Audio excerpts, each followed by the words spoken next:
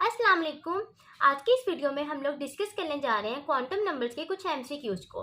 तो आज की इस वीडियो में मैं आप लोगों को बहुत से शॉर्टकट्स के बारे में बताऊंगी कि अगर क्वांटम नंबर्स में से आप लोगों को कोई भी एमसीक्यूज आ जाता है तो आप उसे कैसे with in a second solve कर सकते हैं। तो अगर तो क्वांटम नंबर्स वाले एमसीक्यूज आप लोगों को भी कंफ्यूज करते हैं तो आज की वीडियो आप लोगों के लिए बहुत फायदेमंद है। आपने ये वीडियो एंड तक लाजमी देखनी है। चलिए स्टार्ट करते हैं।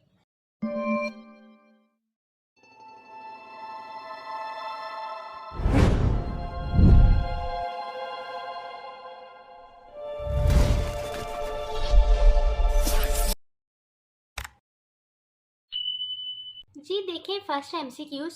Atomic number of an element is 26। How many electrons are present in M shell of this element in ground state. तो सबसे पहले तो आप इसकी इलेक्ट्रॉनिक कॉन्फ़िगरेशन लिख लेंगे कि आपके पास एक एलिमेंट है, उसका जो एटॉमिक नंबर है वो आपके पास 26 है, तो आप इसकी जो है वो इलेक्ट्रॉनिक कॉन्फ़िगरेशन लिखेंगे। अब इसके बाद ये जो है आपको पता होना चाहिए कि जब आपके पास n 1 के इक्वल होता है तो वो k शेल में होता है, n 2 के इक्वल होता है तो l शेल होता है, n 3 के इक्वल होता है तो वो m शेल होता है, n 4 होता है तो वो n शेल होता है।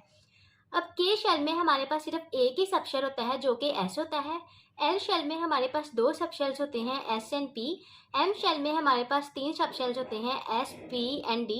n शेल में हमारे पास 4 सब शेल्स होते हैं s p d f। जो L होती है एजीम्यूथल क्वांटम नंबर, ये हमेशा n से कम होती है। ये कभी भी n के इक्वल और n से बड़ी नहीं होती। तो जब n 1 के इक्वल होता है तो L 0 के इक्वल होता है, जब n 2 होता है तो ये 0 and 1 हो सकता है। इसी तरह ये कभी भी n के इक्वल नहीं होगी और n से बड़ी नहीं होगी। अब क्वेश्चन में उन्होंने पूछा हुआ है कि कितने इलेक्ट्रॉन्स प्रेजेंट होंगे in M shell of this element. तो अब आपने देखना है जो हमारे पास एम शेल होता है ना वो थर्ड है, और देखिए एम शेल जो है इसमें एन जो है वो कितनी है, वो 3 है, और सब शेल्स इसमें कौन से हैं, एस पी डी। तो अब आपने देखा है कि एम शेल जो है वो थर्ड शेल है और ये इंक्लूड करता होता है 3s 3p एंड 3d को। तो अब हमने देखना है कि नंबर ऑफ इलेक्ट्रॉन जो है वो इसमें कितने प्रेजेंट है। तो अब आप इसकी इलेक्ट्रॉनिक कन्फिग्रेशन देखें और इसमें देखें कि जो 3s है, 3p है और 3d है, इनमें कितने इलेक्ट्रॉन्स प्रेजेंट है। आपने बाकी सबको नहीं देखना क्योंकि इन्होंने क्वेश्चन ही ये पूछा हुआ है कि how many electrons are present in M shell of this element. तो एम शेल में हमारे पास क्या क्या है, 3s है, 3p है और 3d है। ठीक है, तो अब आपने इसके इलेक्ट्रॉन्स देखने हैं। तो अब देखें 3s है हमारे पास, 3p है और 3d है। तो जब आप इसके इलेक्ट्रॉन्स काउंट करेंगे तो वो कितने बन जाएंगे, 6 + 6 12। 12 में आप 2 प्लस करेंगे तो कितने बन जाएंगे, 14। तो इसका जो सही आंसर होगा वो 14 होगा। ठीक है, तो अब आप लोगों को इस तरह का कोई भी एमसीक्यूज आ जाए, अगर वो अभी इस एमसीक्यूज में आप लोगों से पूछते एन शेल के बारे में, तो फिर अब आप क्या देखते, फिर आप देखते कि 4s 4p 4d 4f। ठीक है, फिर आप इन्हें देखते। तो अब आप देखते क्वेश्चन में तो सिर्फ इलेक्ट्रॉनिक कन्फिग्रेशन जो आपने लिखी हुई है क्वेश्चन के मुताबिक, क्योंकि एटॉमिक नंबर जो उस एलिमेंट का था वो 26 था, तो इसमें तो सिर्फ 4p 4d 4f नहीं है, सिर्फ 4s है। तो फिर अगर एन शेल का उन्होंने पूछा होता तो फिर आप लिखते कि सिर्फ इसमें 2 इलेक्ट्रॉन्स हैं। ठीक है, तो अब इस तरह का कोई भी एमसीक्यूज आ जाए आपने इसे इजीली सॉल्व कर लेना है। Got it. इसके अलावा आप सबने याद रखना है कि जो हमारे पास सब शेल्स होते हैं ना, एस पी डी एफ, ये हमारे पास जो सब शेल्स होते हैं ना, इसकी जो एल वैल्यूज़ होती हैं वो क्या होती है, इसकी एल वैल्यू 0 होती है, इसकी 1, इसकी 2 एंड इसकी 3 होती है। ठीक है, अब आगे बहुत से एमसीक्यूज होंगे वो इस तरह सॉल्व भी होंगे कि आपको पता होना चाहिए कि सब शेल जो होते हैं उसकी एल वैल्यू आपके पास कौन सी होनी चाहिए। Next MCQs, when 6d orbital is completed the entering electron goes into 7p 6p 7f। तो इस तरह के जो एमसीक्यूज होते हैं इन्हें सॉल्व करने की हमारे पास दो ट्रिक्स हैं। मैं आप लोगों को दोनों ट्रिक्स के बारे में बताती हूँ। तो पहली तो ये है कि आप लोग देखें इसे, अब किसी भी एलिमेंट के हमारे पास जो होते हैं वो 7 शेल्स होते हैं ना, आपने 7 शेल्स लिखे, उसके बाद जो पहला शेल होता है उसमें हमारे पास एक ही सब शेल होता है, जो दूसरा शेल होता है उसमें 2 सब शेल होते हैं। अभी हमने पीछे वाले टेबल में भी देखे थे ना, इस टेबल में देखें, इसमें मैंने आप लोगों को बताया था ना कि जो हमारे पास पहला शेल होता है उसमें एक ही सब शेल होता है, दूसरे शेल में हमारे पास 2 सब शेल होते हैं, तीसरे शेल में हमारे पास 3 सब शेल होते हैं, और फिर जो उसके बाद जितने भी शेल्स आते हैं उसमें हमारे पास 4 सब शेल्स ही होते हैं। ठीक है, तो इसमें भी देखें कि जो हमारे पास पहला था उसमें एक ही सब शेल है, फिर दूसरे में 2 सब शेल है, फिर तीसरे में 3 सब शेल है, और फिर बाद में हमारे पास 4 सब शेल्स ही आएंगे, ठीक है। तो अब जब आप लोगों ने पहले भी ये पढ़ा होगा 9th-10th में भी, एफएससी में भी, कि हम लोग ये देखते थे ना, जब हम लोगों ने इलेक्ट्रॉनिक कॉन्फ़िगरेशन लिखनी होती थी तो हम इस तरह पढ़ते थे कि school school school, public school, public school, district public school, district public school, federal district public school, federal district public school. हम लोगों ने इसी तरह ये किया हुआ है ना। तो अब आपने देखना है कि इनमें से 6D कौन सा है। 6D ये है ना हमारे पास। अब 6D के बाद ये किस में एंटर हो रहा है, ये 5F से एंटर होता है 6D और 7P। अब ये 7P में एंटर हो रहा है ना। तो क्वेश्चन में भी इन्होंने यही पूछा हुआ है कि 6D orbital is completed, the entering electron goes into the, तो किस में एंटर हो रहा है, ये 7P में एंटर हो रहा है। अब इस MCQs को सॉल्व करने का जो दूसरा शॉर्टकट है वो ये है कि हम लोगों ने n+r रूल लगाना है। तो n+r रूल की जो वैल्यूज होंगी वो बिल्कुल सेम आएगी। अब इसमें बिल्कुल सेम आएगी, यानी सबसे पहले ये 5F पे था, फिर ये 6D में एंटर हुआ है, फिर ये 7P में एंटर हुआ है। तो इन तीनों की जो n+l वैल्यूज होंगी वो बिल्कुल सेम आएंगी। सबसे पहले ये किधर था, ये 5F पे था ना। अभी हम इसे सॉल्व करके देखते हैं। 5F है, फिर 6D है, उसके बाद 7P है। तो हम इन पे n+r रूल जब लगाएंगे तो देखिए n की वैल्यूज इन सब में कितनी है, इसमें 5 है, इसमें 6 है और इसमें 7 है। हमने सारी सब में वैल्यूज पुट कर दी। अब l कितनी है, तो अभी हम लोगों ने पिछले टेबल में देखा था कि जो हमारे पास f है उसमें l की वैल्यू कितनी होती है, उसमें l की वैल्यू हमारे पास 3 होती है। और d में l की वैल्यू कितनी होती है, वो 2 होती है। और p में कितनी होती है, वो 1 होती है। तो जब हम इन सबको सॉल्व करेंगे हमारे पास 8 ही आंसर आ जाएगा, ठीक है। तो इन सब की जो वैल्यू होती है ना वो बिल्कुल सेम आती है। इसी तरह जब आप और भी किसी को सॉल्व करके देखेंगे, यानी अगर आप 2P एंड 3S को सॉल्व करेंगे वो भी बिल्कुल सेम आएंगी। आप 3P 4S को सॉल्व करेंगे वो भी सेम आएंगी। इसी तरह ये जिसमें एंटर हो रहा है आप इन सबको सॉल्व करेंगे तो इन सब की जो n+l वैल्यू होगी ना वो बिल्कुल सेम आएगी। तो जब आपको क्वेश्चन आ जाता है ना आप इसे सॉल्व करके देख सकते हैं कि किसकी जो n+l वैल्यू है वो सेम आ रही है। तो 6D में जब आप इसको सॉल्व करेंगे, आप देखें पहला था हमारे पास 7P। जब आप 7P को सॉल्व करते हैं तो 7 आता है और इसकी जो l वैल्यू है P की वो कितनी होती है 1, तो 8 ही आ गया। और दूसरा था 6P। अब 6 में जब आप प्लस करेंगे 1 तो 7 आएगा। तो ये तो इसकी तो n+l वैल्यू सेम नहीं है, तो ये नहीं हो सकता। फिर अब आप 7 जो f है उसे सॉल्व करके देखेंगे। 7F को जब आप सॉल्व करेंगे तो आपके पास जो आंसर है वो 7 में जब आप 3 प्लस करेंगे तो भी आपके पास 8 नहीं आएगा। आपके पास क्या आएगा, 10 आ जाएगा आपके पास। तो n+l वैल्यू फिर आपके पास सेम नहीं आई। n+l वैल्यू किस में सेम आई है, आपके पास 7P में सेम आई है।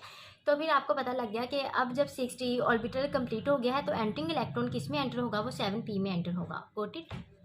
Next MCQs, number of electrons in M shell. तो किसी भी शेल में जो नंबर ऑफ इलेक्ट्रॉन्स फाइंड करने का शॉर्टकट होता है वो ये होता है कि 2n का स्क्वायर। तो अब M शेल में हमारे पास n की वैल्यू कितनी होती है, वो 3 होती है। तो जब हमने इसमें पुट की वैल्यूज़ को, n की जगह हम लोगों ने 3 को पुट किया तो जो हमारे पास आंसर है वो 18 आ गया। तो जो number of electrons M shell में प्रेजेंट होंगे वो कितने होंगे, वो 18 होंगे। इसके अलावा अगर वो इस MCQs में हमसे पूछते हैं number of electrons in K shell, तो K शेल के मुताबिक फिर हम लोगों ने n की वैल्यू पुट करनी थी। K शेल में n जो होता है वो 1 के इक्वल होता है। तो जब हम इसे सॉल्व करेंगे तो number of electrons in K shell कितने होंगे, वो 2 होंगे। जब हम सॉल्व करेंगे L शेल में तो number of electrons in L shell कितने होंगे, वो 8 होंगे। Number of electrons in M shell 18 होंगे और number of electrons in N shell 32 होंगे। ठीक है, आपने ये जो वैल्यूज़ हैं ये ऐसे भी याद रखनी है कि अगर MCQs में आ जाए तो आप जल्दी से उसे लगा दें। Next MCQs, what is maximum number of electrons that can be associated with the following set of quantum numbers? n is equal to 3, l is equal to 1, m is equal to -1। इन्होंने हमें principal quantum number, azimuthal quantum number and magnetic quantum number इन तीनों की values बता दी हैं। और अब हमसे पूछा है कि बताएं कि मैक्सिमम नंबर ऑफ इलेक्ट्रॉन्स कितने होंगे। पहले तो हम लोगों ने देखना है कि n जब 3 के इक्वल है, n जो है वो इस क्वेश्चन में किसके इक्वल है, 3 के इक्वल है। ठीक है, n 3 के इक्वल है ना। तो अब हम लोगों ने इधर 3 लिख दिया। अब इधर इसके साथ S P D F में से क्या आएगा, L1 के इक्वल है ना क्वेश्चन में। तो L1 कौन से सब शेल में होता है, L1 जो होता है वो S जो जब हम लोग P सब शेल की बात करते हैं ना तो L जो होता है वो 1 के इक्वल होता है, इसलिए यहाँ पे P आएगा। ठीक है, लेकिन अब क्वेश्चन में उन्होंने मैग्नेटिक क्वांटम नंबर भी लिखा हुआ है जो कि -1 है।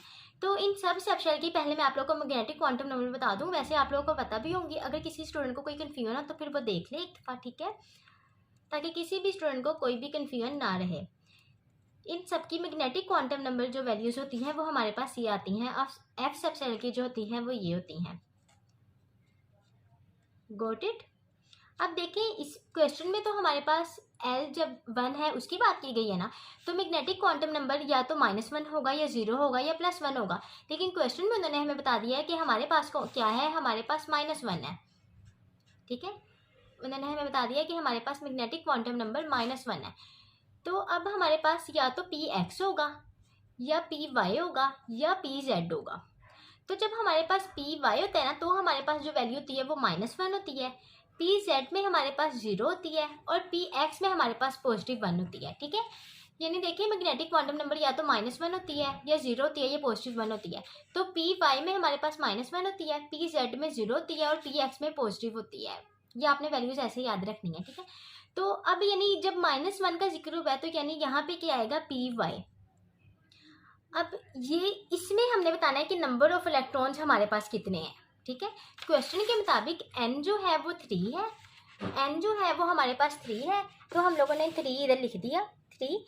और L जो है वो 1 है, यानी हमारे पास P सबशेल है, और -1 है मैग्नेटिक क्वांटम नंबर यानी Py है। अब हमने बताना है कि 3Py में हमारे पास नंबर ऑफ इलेक्ट्रॉन्स कितने हैं। तो देखिए जो Px है, Py है या Pz है, ये तीनों हमारे पास क्या है, ऑर्बिटल्स हैं। अब Px भी हमारे पास एक ऑर्बिटल है, Py भी हमारे पास एक ऑर्बिटल है और Pz भी हमारे पास एक ऑर्बिटल है। अब ये बात आप लोग हमेशा याद रखिएगा कि जो हमारे पास एक ऑर्बिटल होता है, एक ऑर्बिटल में मैक्सिमम जो इलेक्ट्रॉन्स आ सकते हैं वो 2 आ सकते हैं। ठीक है, अगर तो वो पूरे P में पूछते ना कि P जो आपके पास सबशेल है उसमें कितने इलेक्ट्रॉन्स होंगे, तो वो एक अलग क्वेश्चन है। लेकिन इस क्वेश्चन में जो है वो हमारे पास एक ऑर्बिटल का जिक्र किया गया है, तो एक ऑर्बिटल में मैक्सिमम कितने इलेक्ट्रॉन्स आ सकते हैं, 2 इलेक्ट्रॉन्स आ सकते हैं। तो जो इसका सही आंसर होगा वो कितना होगा, 2 इलेक्ट्रॉन्स। ठीक है, आगे मैंने ये सॉल्व भी किया हुआ है, आप एक बार देख सकते हैं। Next MCQ is maximum number of orbitals present in the subshell that is represented by azimuthal quantum number 2 will be। इस क्वेश्चन में उन्होंने हमें L की वैल्यू बता दी है और अब कहा है कि बताएं कि सबशेल में नंबर ऑफ ऑर्बिटल्स कितने होंगे। तो हमें पता है कि L2 के इक्वल कौन से सबशेल में होता है, वो D सबशेल में होता है। यानी अब इस क्वेश्चन में हमने बताना है कि number of orbitals D subshell में कितने होंगे। तो नंबर ऑफ ऑर्बिटल्स किसी भी सबशेल में फाइंड करने का जो शॉर्टकट होता है वो ये होता है। ठीक है, इसमें सिंपली हम लोगों ने L की वैल्यू जो होती है वो पुट करनी होती है और आंसर हमारे पास आ जाता है। अब जब हम लोग D सबशेल की बात करते हैं उसमें L जो होता है वो 2 के इक्वल होता है। जब हम वैल्यूज़ को पुट करेंगे तो हमारे पास 5 आंसर आ जाएगा। इसके अलावा जो वैल्यूज़ हैं आप लोगों को ये ऐसे ही याद होनी चाहिए कि जब भी आप S सबशेल की बात करेंगे तो उसमें जो L होता है वो 0 के इक्वल होता है। तो S सबशेल में जो आपके पास नंबर ऑफ ऑर्बिटल्स होते हैं S सबशेल में वो 1 होते हैं, और जो number of orbitals P subshell में होते हैं वो 3 होते हैं, और नंबर ऑफ ऑर्बिटल जो आपके पास D सबशेल में होते हैं वो 5 होते हैं। नंबर ऑफ ऑर्बिटल जो आपके पास F सबशेल में होते हैं वो 7 होते हैं। Got it. तो अभी इस MCQs में क्योंकि उन्होंने D सबशेल का पूछा हुआ है तो नंबर ऑफ ऑर्बिटल्स किसके इक्वल है, 5 के, तो इसका सही आंसर होगा वो अल्फा होगा। Got it. Next MCQs, maximum number of electrons in P subshell is 2, 8, 18 and 6। Number of electron जो सबशेल में फाइंड करने का शॉर्टकट होता है वो ये होता है। इसमें भी सिंपली आपने L की वैल्यू पुट करनी होती है। तो P सबशेल में L जो होता है वो किसके इक्वल होता है, L1 के इक्वल होता है। हम लोगों ने वैल्यूज़ को पुट किया तो आंसर आया 6। तो इस MCQs का जो सही आंसर होगा वो 6 होगा। ठीक है, अगर अब MCQs में पूछा जाता है कि maximum number of electrons in S subshell, या वो D सबशेल का पूछते या F सबशेल का पूछते, उसमें भी सिंपली हम लोगों ने क्या करना था, L की वैल्यूज़ को पुट करना था और आंसर जो था वो हमारे पास आ जाना था। तो अब आप लोगों को इसकी भी वैल्यूज़ ऐसे याद होनी चाहिए कि नंबर ऑफ इलेक्ट्रॉन जो हमारे पास S सबशेल में होते हैं वो 2 होते हैं, और जो number of electrons P subshell में होते हैं वो 6 होते हैं। Number of electrons in D subshell 10 होते हैं। Number of electrons in F subshell 14 होते हैं।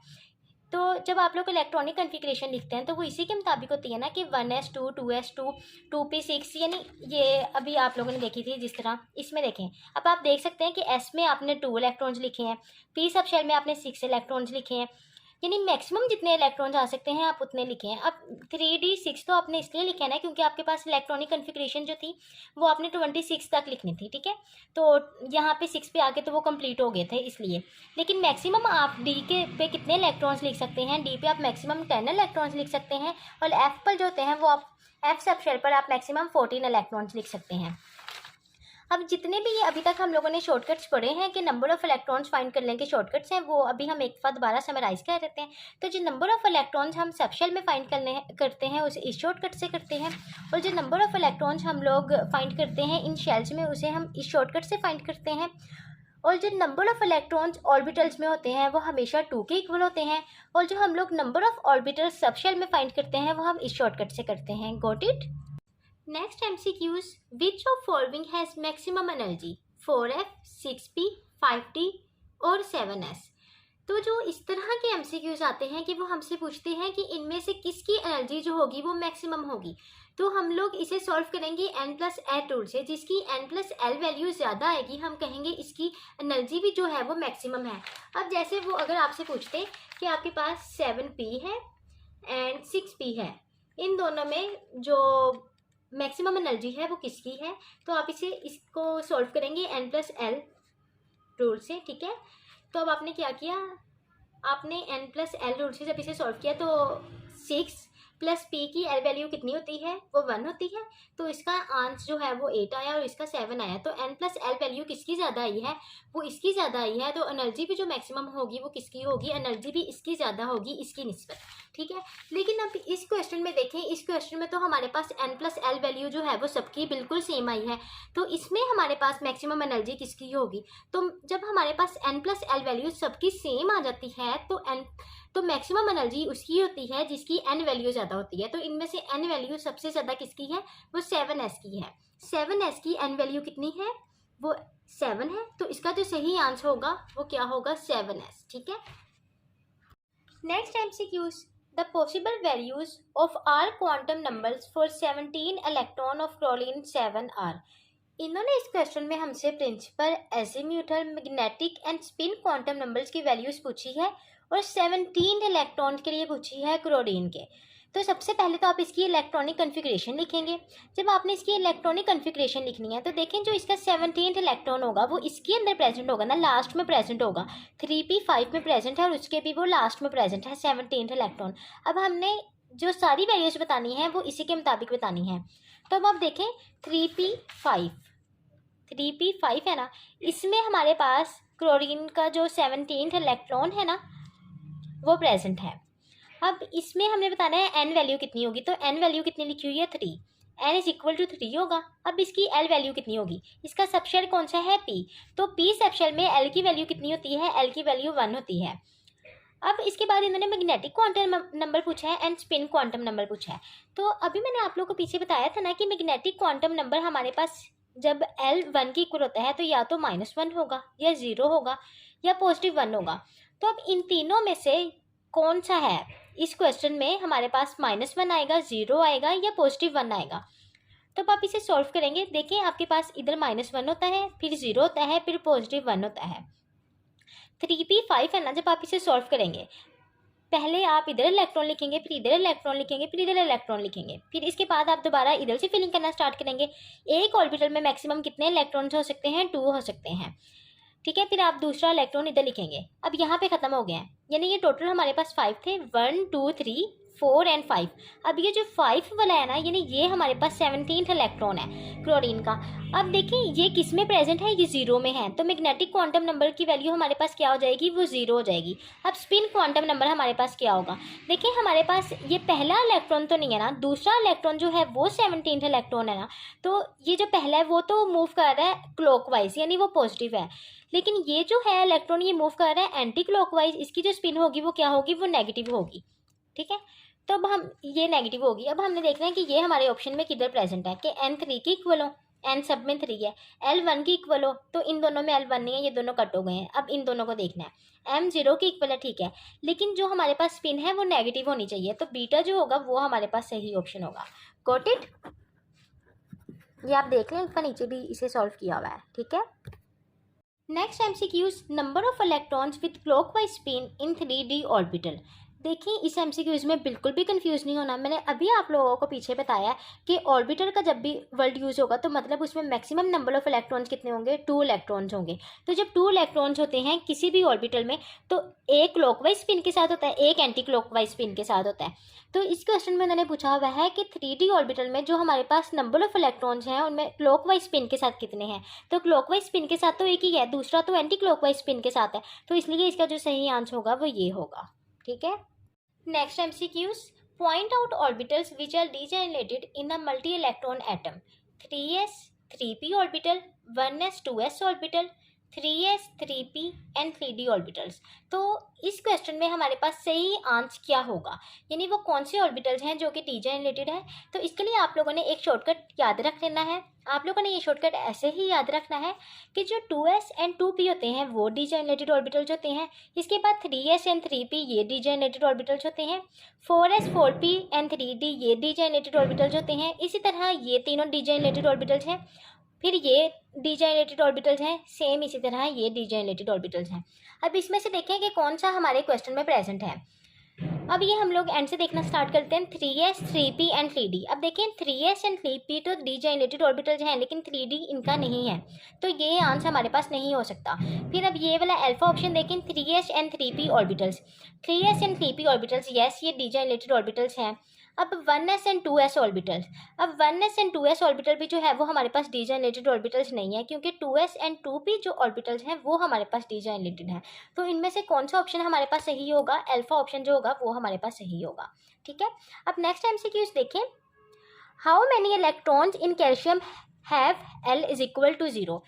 यानी अब इस क्वेश्चन में हम लोगों ने बताना है कि हम लोगों ने इलेक्ट्रॉन्स बताने हैं कैल्शियम में, जब L जो होगा वो हमारे पास 0 हो जाएगा। तो L हमारे पास 0 कब होता है, कौन सी सबशेल में होता है, वो S सबशेल में हमारे पास 0 के इक्वल हो जाता है L। तो अब हम लोगों ने इसकी इलेक्ट्रॉनिक कन्फिग्रेशन लिखनी है। अब जब हम लोगों ने इसकी इलेक्ट्रॉनिक कन्फिग्रेशन लिखनी है ना, तो अब आपने इसमें सिर्फ S वाली वैल्यूज़ को देखना है, क्योंकि L 0 कब होता है, L 0 हमेशा जब होता है जब हमारे पास S सबशेल होता है। ठीक है। एस सबशेल में हमारे पास L 0 के इक्वल हो जाता है ना। तो अब आपने P वाली वैल्यूज़ को जो है वो नहीं देखना है, आपने सिर्फ S वाली वैल्यूज़ को देखना है। तो S वाली वैल्यूज़ में जो आपके पास आए होंगे 2, आप लोगों ने उसे सम करना है। 2 + 2 + 2 + 2 किसके इक्वल हो गया, 8। यानी आपके पास 8 इलेक्ट्रॉन्स प्रेजेंट हैं। ठीक है। उम्मीद है आज की इस वीडियो में जितने शॉर्टकट्स थे, जितनी ट्रिक्स थी वो आप लोगों को समझ आ गई होगी। अगर किसी पॉइंट की आप लोगों को नहीं समझ आई तो आप मुझसे कमेंट करके पूछ सकते हैं। अगर मेरी वीडियो अच्छी लगी है तो मेरी वीडियो को लाइक कर मेरे चैनल को सब्सक्राइब कर दें। Thank you so much.